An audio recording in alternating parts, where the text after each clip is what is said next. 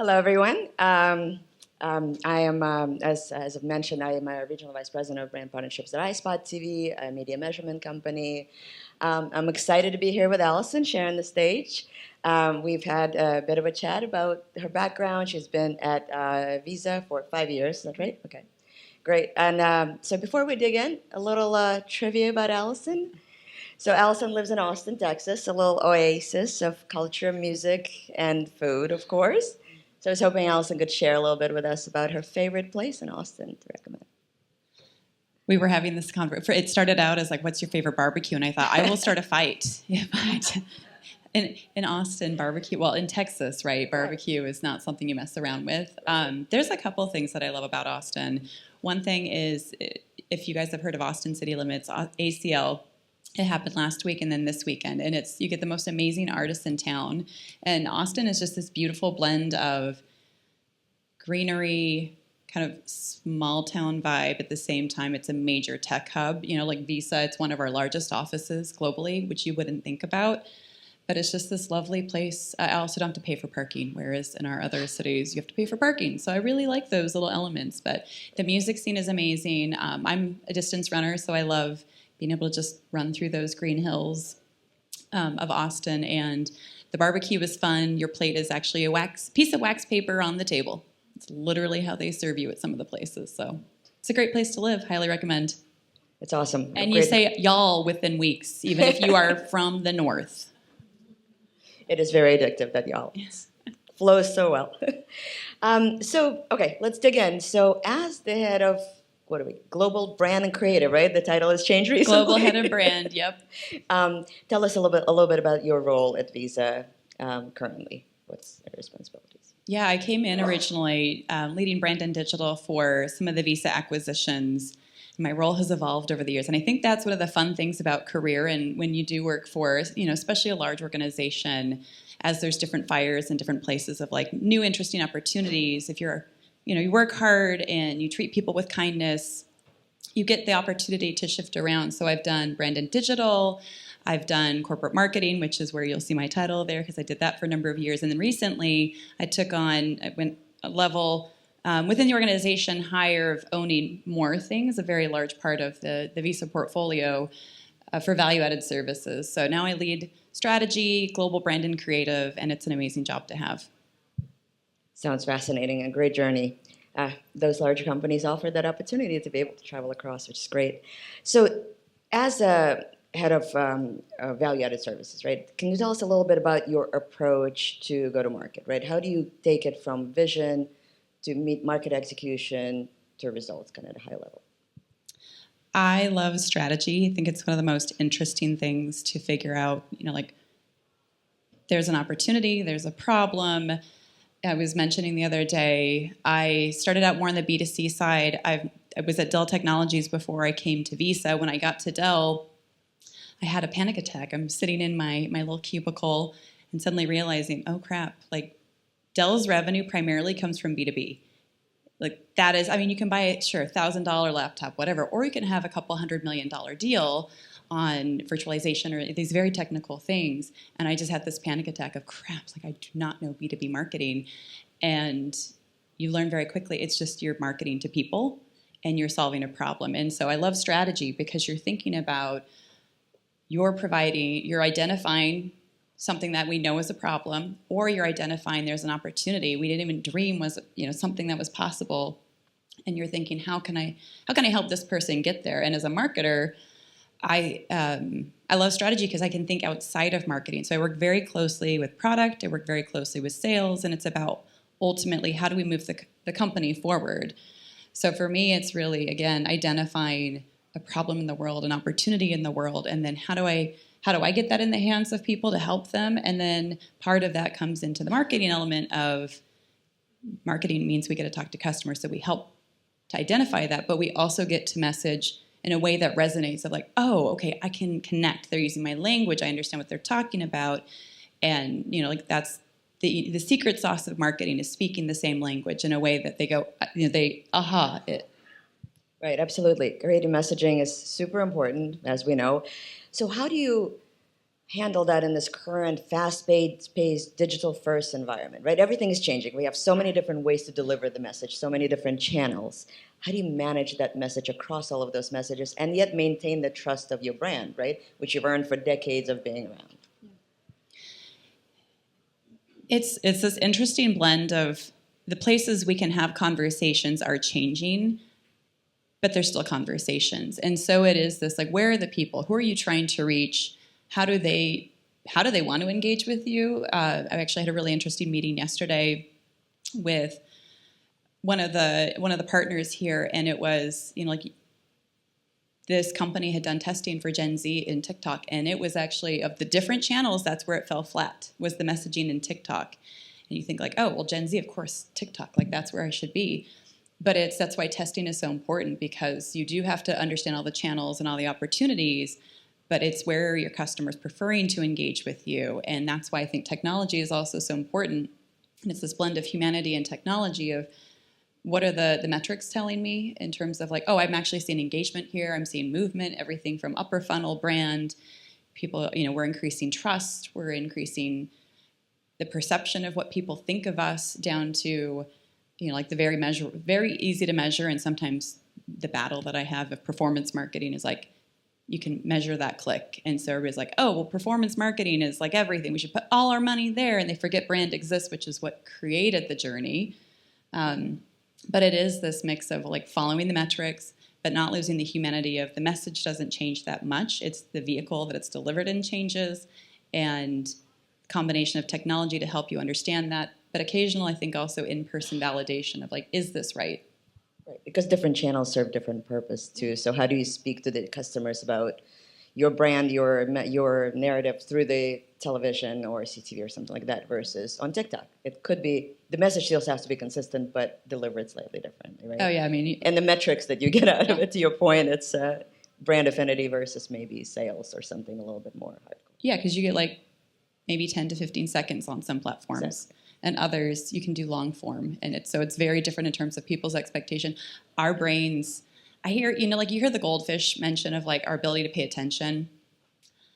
We still can pay attention for longer amounts if we want to. I think it's just the expectation that's been set with certain platforms. I delete Instagram off my phone during the work week because I do not have self-control.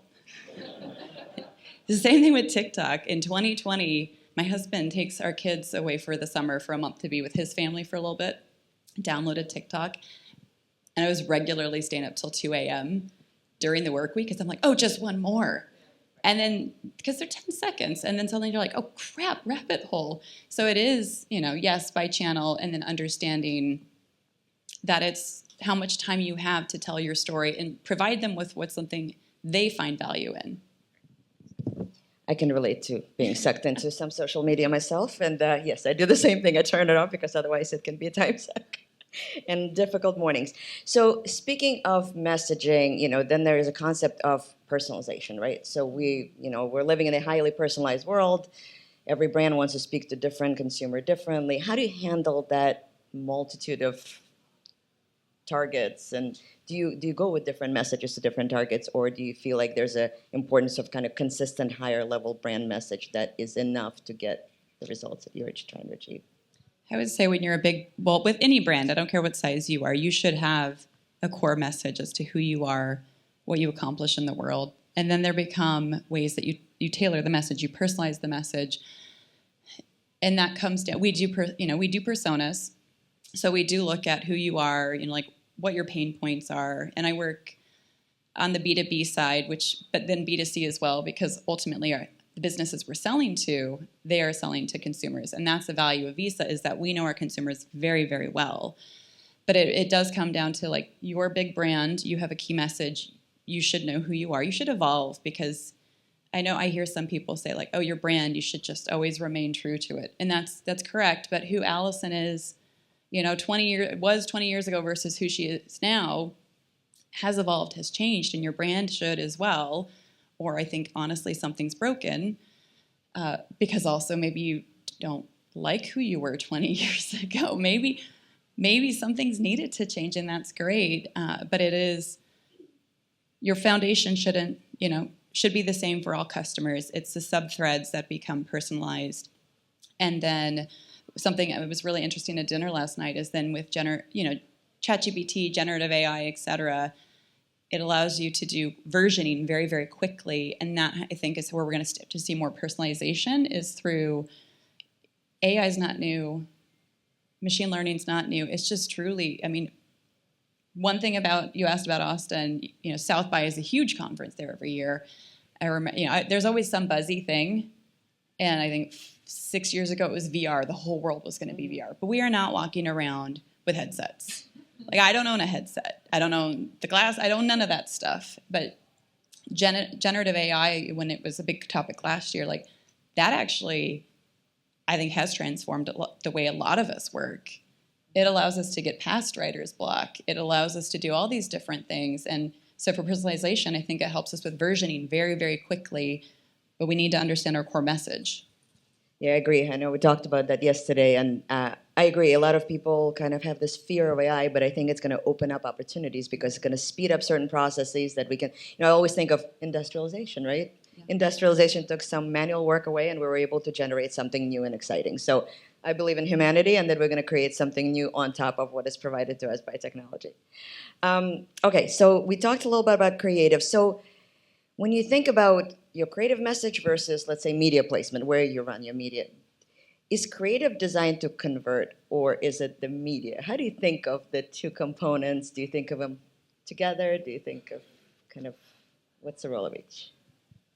I think we need each other. I loved, when I came into Visa and my role was brand and digital, I actually had not seen that role exist before. And I'm a person of faith and was looking for something, to do something different. And it was literally something I prayed for, was wanting to be able to use both of these skills. And all of a sudden this role, actually was, somebody reached out, my COO reached out on LinkedIn, and somebody had given her my name of somebody she should talk to, and she was reorganizing things, and this role was being created. And so I came in brand and digital, and I love it because it's the need to establish a long-term strategy, which is brand, which generates demand. So we need, for media mix, we need the placement of, you understand what your brand is, you love it, affinity, you try, like Visa. I hope you all feel that your data, your experiences are very secure and stable, because we are next level security. Like, I just not met another company who, legal wouldn't like me saying that because I always have to asterisk everything. But I mean, it's very, very secure. So I would, like, as a brand, you should all feel very secure. And that is a common message. But there is this, like, there's big brand, and then there's last mile marketing, and it's a race together. Like, I think of the Olympics, and you have the relay races. It's a relay race. I love the concept of the relay race. In my previous company, actually, when we did multi-touch attribution, similar as at iSpot, right? And you always think about, where do you start? How do you pass the ball? Or whatever, the baton, whatever the sport might be. It could be a basketball analogy or a relay race, but everybody kind of works together to achieve that ultimate goal. And the number of opportunities is endless today with the channels available to us. So that's great. Let's talk a little bit about measurement. So how do you know that your message is resonating? What tools are you using today to be able to say that, yes, I made the right decision, this is the right message or placement, whatever it might be? Kind of what's at your disposal today for quantifying that? There are so many. I do love tech.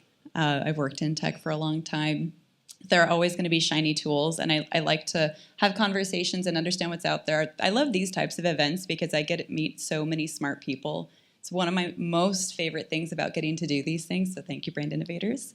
And learning what other people are doing, like it's meeting with people such as yourself of, what are you guys seeing and what are you delivering and the impact you're seeing with brands, so that I can learn different things. And so we have certainly we have a tech stack, and we're always looking at how do we make that tech stack smarter without being overly complex or actually creating noise, because there is a point where you're like every single shiny thing and you're actually now creating noise. And for a tech stack, you really ultimately want it to be something that flows well, that truly is talking to each other the right ways, that from a measurement perspective ultimately gets you what you're looking for, which is this doing a good job? Is it doing what I want it to do?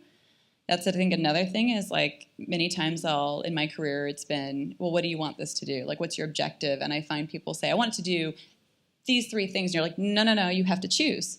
So do you want it to be brand building? Do you want it to be long-term? Or do you want it to be last mile? Your message will be different depending on what you're trying to accomplish. And so I think it's understanding that, how do you measure it? It's having the right tech stack. And it is also just knowing what the right questions are to ask. My first job was in market research. And so that's all about question asking. And it's all about the quantitative and the qualitative. As an introvert, my first job was calling people on the phone and asking them questions. That's really painful. I don't know how I honestly, I'm like, I didn't have Xanax. I had nothing. Like, I have no idea how I did it, but I did it. But it taught me this amazing lesson of the need to ask questions in volume, and then also the opportunity and the need to listen. So measurement it's that quantitative and it's the qualitative, the fact check. It also comes down to, why do you need diverse teams that you work with? It's because we fact check each other and we see things somebody else doesn't know. I was actually Casper Lee, who I met during the last few days. We were chatting and then talking long distance running, and he was like, "Oh yeah, I use the Run It app." I'm like, "So do I." We realized I was probably one of the first customers because it's only been around a few years, but it's just grown exponentially. But it was this matter of knowing your audience, knowing the measurement, and knowing ultimately what you want to get out of it. Yeah, I agree. I often have this conversation in my work, right? When clients are looking at, how did my campaign perform? Yeah. Well, what was your objective? Did you set a different objective for this campaign versus that? Because depending on that, that's how you measure it. You can't run an upper funnel campaign and expect lower funnel results overnight. Yeah. So that's a common conversation. But I think also the interesting thing is, to your point, there's so many different measurement tools. I see a lot of marketers struggling with trying to figure out, where do I go? What do I look at? Why is my media mix modeling tell me one answer and then my other platforms telling me a different answer? How do you reconcile all of that? How do you place them in the right part of your measurement framework to achieve the results and to continue to evolve that? So it is tricky. And sorry, I guess I didn't. The follow on to that was with this app. I was live feedback to Casper yesterday. I was, he's an investor in that company now, and I was telling him like, oh, I love the app. Here's the things I don't love about it anymore, but here's the things I'm like super fan on. And so that's the live touch. The media mix. Again, it's a blend of connecting with the smart people, and that is the people who have the technology, and it's the people who use the technology. So whenever I get a pitch, I want to know, who are your other clients? But I also recognize, as a big brand, when I worked at Dell, I would see the Dell logo all sorts of places of like, we work with Dell. And I think, okay, I worked at the corporate level of marketing. There's a lot of different, Dell's massive. It's coming to Visa felt quaint because it was 160,000 people when I was at Dell, and Visa was like 20,000. So it sounds really weird, but it felt quaint. But I would see the logo everywhere, and I think, we don't work with you. But that doesn't mean they didn't work with Dell. They just didn't work at like this level. But I do love validation of, I'll reach out to friends and say like, hey, do you use this? And what do you think? And it's working with the smart people who have the technology, who use the technology, and then seeing the output, because we should be enhancing our tech stack to understand where are people consuming media, what's the right mix.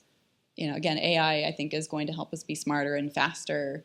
And then we layer on with our human brains that only our human brains can do, that next level of thinking, elevated thinking.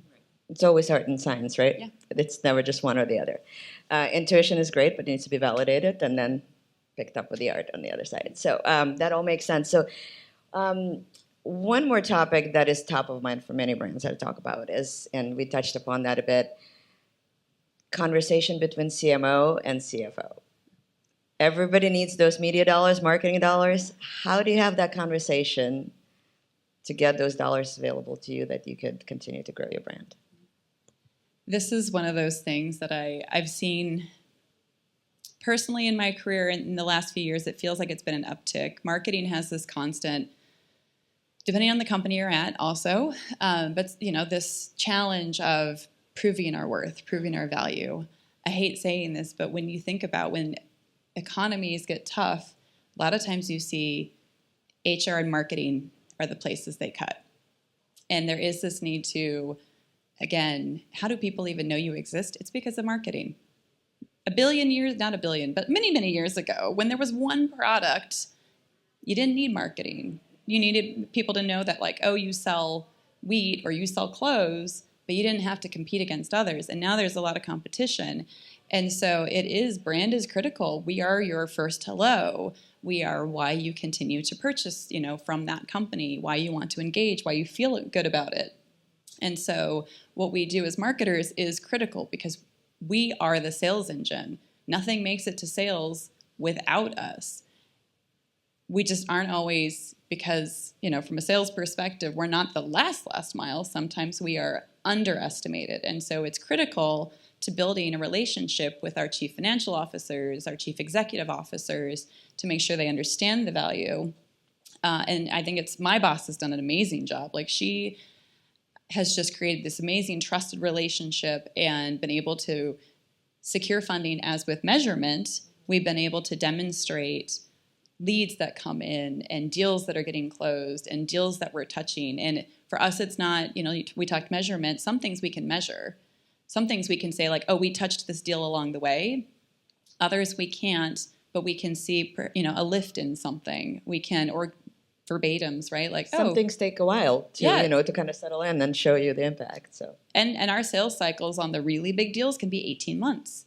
So that's even trickier from a measurement perspective. But it's even down to, like, marketing assisted. Maybe we worked on a big client pitch and you can't see a digital click there, but we know we were part of the journey. So CFO, CMO, it's critical because the way we get our money to do more, to create more sales, is by having that trusted relationship and using the measurement we can and bringing them along, full transparency, bringing them along for the journey. Yeah, that makes sense. And it's trust with the consumer and trust with the executives, and it completes a full circle, right? I'm not sure how much time we have left. We're still okay. Why don't we take a few questions if anyone has any questions for Alison?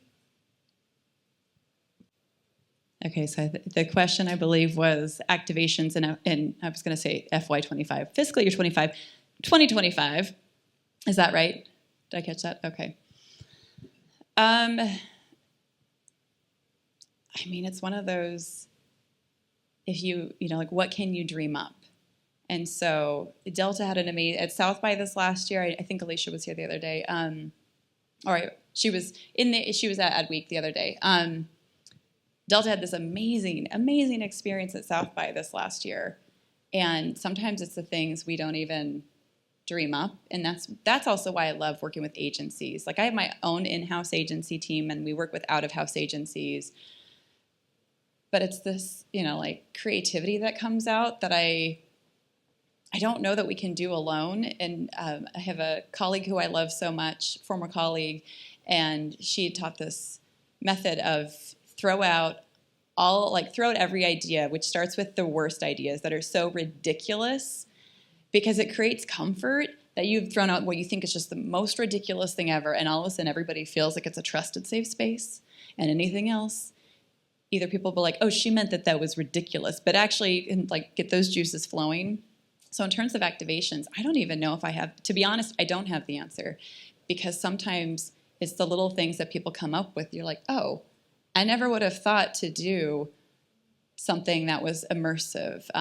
We have a cool, something that felt real at one of our recent conferences that we attended, where you could pay using your phone for these different things in a vending machine that were not necessarily like headphones or whatever, but you could have a payment experience, and we could help you feel what it looked like in real life, and then explain. We had magnetiles that had things printed on it that you could then understand the tech stack, because Visa is a technology company, not a credit card company. It's a technology company. All the stuff that's happening in the background to power the ability to tap to pay. Next time you guys are paying for something, think about the fact that These systems have talked to other systems. They've talked from the merchant, the business you're at, tapping your card or however you're paying. That has then talked to the acquiring bank, the issuing bank. So that means the business's bank, your bank where you have your money, to all say, like, does this person have money? Are they good for it? That's all happening in like 1 second. And if slow connection may be longer, but it's not because of us. It's insane how fast that's moving. The guts that you have no idea are making this happen. So sometimes it's the activations that bring something that feels very conceptual to life and feel very tangible that, like gives people the ahas of, oh my gosh, I had no idea. Technology keeps helping us to be more creative, right? And giving us the tools to be able to build upon, which is really exciting for me. Anyone else? Or Any other questions? Well, I just wanted to, one more from me, if you don't mind. So yesterday I attended a session of Women in Leadership where Alison was on the panel. These amazing women across the industry that have been super successful, and it was amazing to hear everyone present. But would love to hear you speak to this group and give your advice to the future female leaders. How should they take their path forward? The future of female leaders, it's determination. Current female leaders, right? Current and future. It's Current and future. Determination, I think, is a big one. It is curiosity, and it's relationships. Women are uniquely geared around relationships. When I run, I listen to books, so I'm listening to an Adam Grant book right now, and I didn't know where the term soft skills came from. It's a military term. So you had, in the military, they would need to learn how to use firepower, like things that are literally a gun is hard. And they recognized in the military how important relationship skills were, how important some of these other skills were, and so the opposite of hard is soft. And that's how we came with the word soft skills. And then actually they recommended a few years later that they rename it something other than soft skills, because in the military, they didn't want to be like, oh, well, I'm soft. Like, it sounded negative, and it never ended up getting renamed. But the military recognized decades ago how important it was to have relational skills. That's something that women, it is a superpower. We tend to be very intuitive. We tend to be great at relationships. So it is your determination, it is curiosity, and it is relationship building, including with the men that you work with. Men are our most important allies to make sure that we're progressing and that they I'm not going to out any companies, but I have found out at multiple companies that I was underpaid. And the way that I found out was my male friends and being transparent and sharing what I made, and then getting oh. And then, wait, what do you mean, oh? Like, what? Is that bad? Like, what am I making is bad? So male relationships are critical because it's how they get exposed to, like, oh, there's something broken and there's something not right. It's them knowing there's an opportunity to take amazing talent and put them where there is a need. And the last part is companies who like money, which I think are all companies, right? Like, we all like bonuses. We all want paychecks. Companies who have female leadership at the very top perform better fiscally than companies who do not. So it's the relationships, it's curiosity, it's determination, and frankly, it's the facts, just like the one I gave. Don't be afraid to speak up about it, right? Thank you so much, Alison. Thank you so much for your great insights about the strategy of ESA. Great to have you on stage. Great to share the stage with you and get to know you better. Yeah. Thank you guys very much.